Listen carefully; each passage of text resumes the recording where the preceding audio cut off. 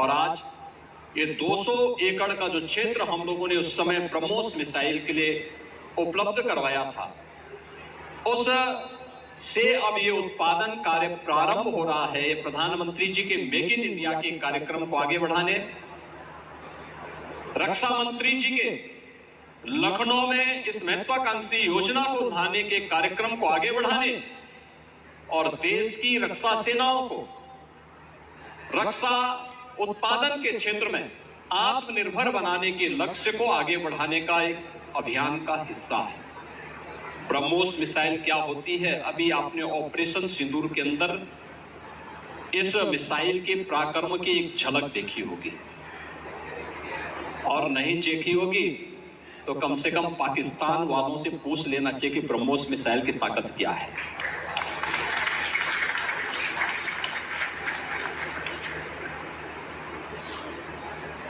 आतंकवाद के प्रति प्रधानमंत्री जी ने घोषणा की है कि कोई भी आतंकी घटना अब युद्ध जैसा होगा। और याद करना, आतंकवाद को जब तक हम पूरी तरह कुचलेंगे नहीं, तब तक समस्या का समाधान होगा भी नहीं।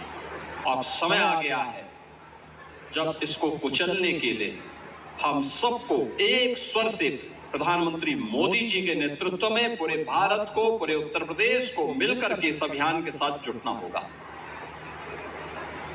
आतंकवाद कुत्ते की पूंछ है जो कभी सीधी होने वाली नहीं, जो प्यार की भाषा मानने वाली नहीं है।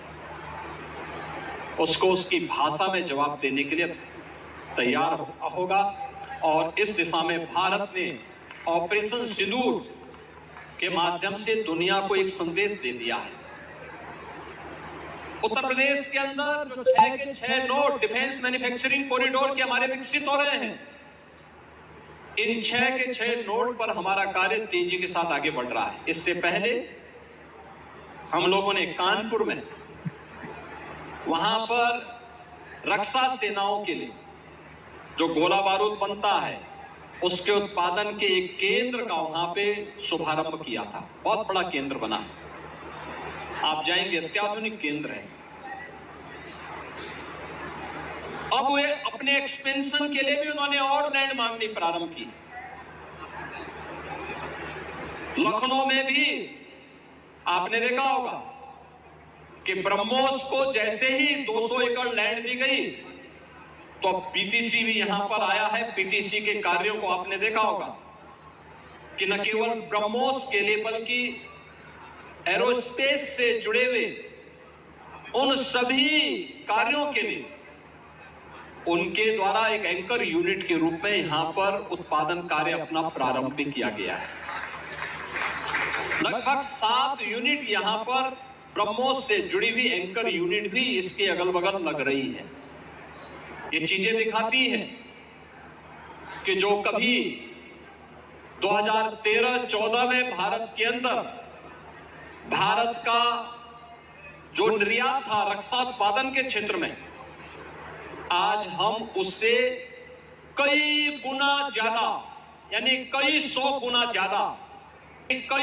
गुना ज्यादा रक्षा उत्पादन निर्यात भी कर रहे हैं। और आत्मनिर्भरता के साथ साथ दुनिया के तमाम अपने मित्र देशों को इसको निर्यात करके उनकी सुरक्षा की आवश्यकताओं की पूर्ति करने का काम भी कर रहे हैं।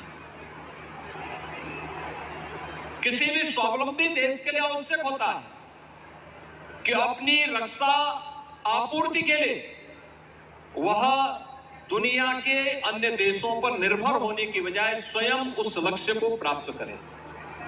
आज पूरी दुनिया के अंदर आप देख रहे होंगे युद्ध अलग अलग क्षेत्रों में हो रहे हैं,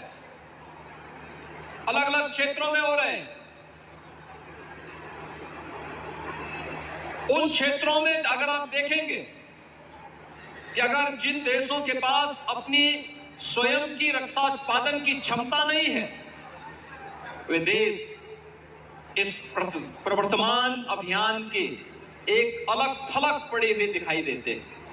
लेकिन जिनके पास अपनी आत्मनिर्भरता है रक्षा उत्पादन के क्षेत्र में, वे दुनिया के अंदर पूरी धमक के साथ आगे बढ़ करके अपने कार्य को आगे बढ़ा रहे हैं, अपनी सुरक्षा भी कर रहे हैं, अपनी संप्रभुता की रक्षा भी कर रहे हैं।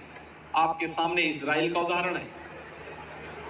इजराइल सुरक्षा के क्षेत्र में आत्मनिर्भरता के लक्ष्य को प्राप्त किया। उसने अपने अगल बगल के दुश्मन देशों को नाके चबाने के लिए मजबूर भी किया। और प्रधानमंत्री मोदी जी ने 2014 में भारत के सामने जो लक्ष्य रखा, डिफेंस मैन्युफैक्चरिंग कॉरिडोर और ये ब्रह्मोस मिसाइल उसी अभियान का हिस्सा है। बीडीएल झांसी में आ रहा है। झांसी में उसका कार्य भी बहुत तेजी के साथ आगे बढ़ चुका है। 2021 में हम लोगों ने ये कार्य यहां प्रारंभ किया। आज ये अपने लक्ष्य को आगे बढ़ते हुए एक नई गति के साथ आगे बढ़ रहा है। और मैं विश्वास के साथ कह सकता हूं कि भारत आज जिस दिशा में आगे बढ़ा है, रक्षा उत्पादन के क्षेत्र में सर्वांगीण विकास के जिन लक्ष्यों को प्राप्त करने की दिशा में आज भारत आगे बढ़ा है, यह निश्चित ही एक नई दिशा को प्राप्त करेगा। जो हमारा